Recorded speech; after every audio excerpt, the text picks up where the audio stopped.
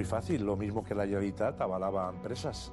El Valencia era la institución más importante de la Comunidad Valenciana, la institución civil más importante. Entonces, ¿por qué no podía avalar la Generalitat, el IUF, ese crédito?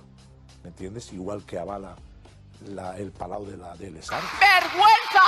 ¡Vergüenza! La agencia se vende porque lo dice Bankia en un consenso absoluto con el gobierno del Partido Popular de señor Fabra. Banco dice yo quiero cobrar, gobierno yo no quiero pagar, Aurelio Martínez, Amadeo Salvo, entre la pared y la pared, hay que vender. Baraja, yo sé que es duro lo que voy a decir, pero Baraja, tú no puedes seguir siendo el entrenador de Peter Lim.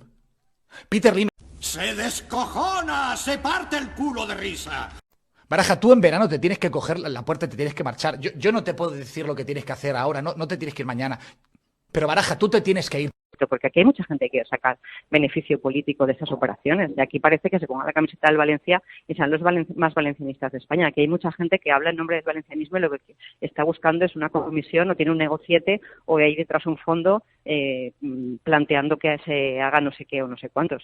Un gran porcentaje, no la totalidad, pero un gran porcentaje de la responsabilidad de que el club se encuentre como se encuentra es por la intervención equivocada de las administraciones. Con más razón tienen responsabilidad las administraciones de intervenir ahora. Exprópiese.